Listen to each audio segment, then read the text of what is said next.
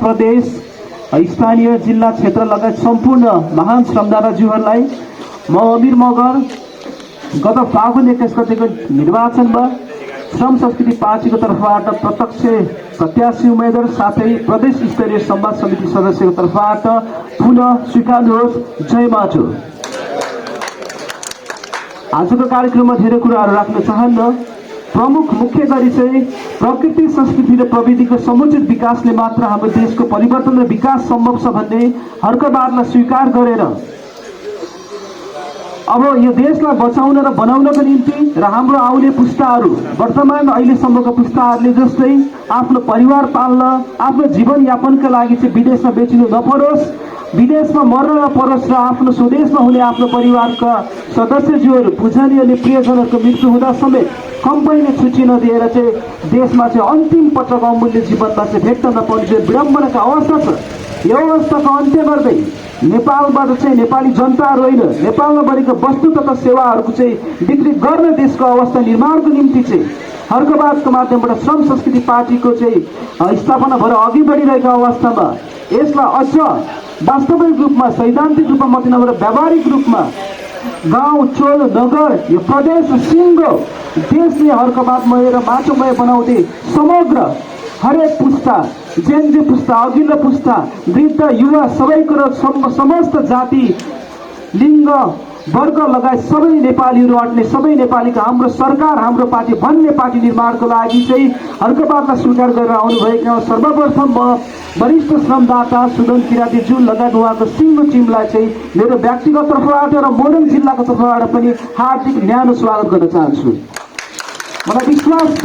उहाँको आगमनले जुन सामाजिक सञ्जालमा कार्यक्रममा मात्रै आशा भरोसा देखिएको छ यो कार्यक्रममा मात्रै होइन यथार्थमा पनि परिणत हुनेछ भन्ने मलाई विश्वास छ र यही नै म यहाँबाट चाहिँ शुभकामना व्यक्त गर्न चाहन्छु।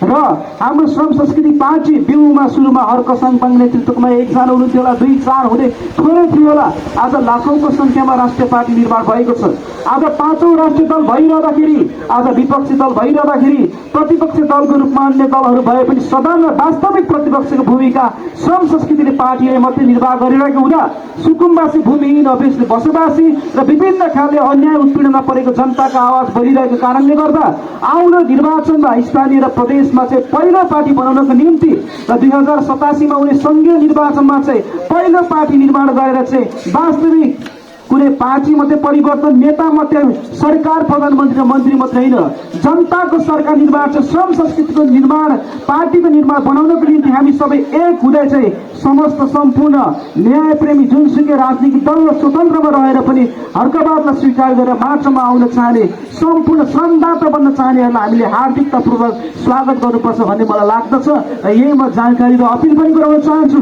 तर उहाँहरूलाई चाहिँ उहाँहरूको इमान्दारिता योगदान क्षमता र कर्मको आधारमा चाहिँ उहाँहरूलाई जिम्मेवारी पनि दिनुपर्छ भन्न चाहन्छु। र अन्त्यमा सम्पूर्ण महान श्रमदाताज्यूहरू अहिले चाहिँ पश्चिममा दार्चुलामा भइरहेको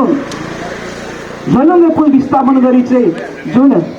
ट्विन विस्थापन गरी चाहिँ झोलुङ्गे पुल निर्माणको अभियान छ आज अहिलेसम्म चाहिँ दशकौँदेखि विभिन्न सरकारहरू भए राणा शासन पञ्चायत राजतन्त्र अन्त्य हुँदै आज सङ्घीय गणतन्त्रमा आइपुग्दा पनि दुर्भाग्यवश चाहिँ ट्विन हटाएर झोलुङ्गे पुल निर्माण चाहिँ अभियान चलाउनु परिरहेको छ। यो अत्यन्त दुःखद कुरा छ भने सुखद कुरा चाहिँ हाम्रो श्रम संस्कृति पार्टीको चाहिँ नेतृत्वमा भइरहेको हुँदा महान श्रमदाताज्यूहरूलाई पूर्व पश्चिम सबै विभिन्न देशको मुलुकबाट उपस्थित हुनुहुने र हाम्रो मोरङ क्षेत्र नम्बर 3 र बेलबारी कालीपोखरीबाट पनि उपस्थित भएर भौतिक आर्थिक रूपमा सहयोग हुने सम्पूर्णलाई म एकमुष्ट धन्यवाद नमन गर्न चाहन्छु र देशैभरिको श्रमदाताहरूलाई पनि नमस्कार गर्दै विशेषतः आजको कार्यक्रम चाहिँ भेटघाट तथा परिचयात्मक कार्यक्रम भएको हुँदाखेरि चाहिँ पुनः एकपटक आजका प्रमुख आकर्षण वरिष्ठ श्रमदाता आदरणीय सुदन किरातीज्यूलाई स्वागत सम्मान अनि चाहिँ हामीले आशा अनि भरोसा गरेको चाहिँ पक्कै पनि उहाँहरूको योगदान भविष्यमा देख्न पाउनेछौँ भन्ने विश्वास अनि शुभकामना साथ यहाँबाट चाहिँ बिदा हुने अनुमति चाहन्छु। स्वीकार होस्। जय माटो, जय श्रमदान,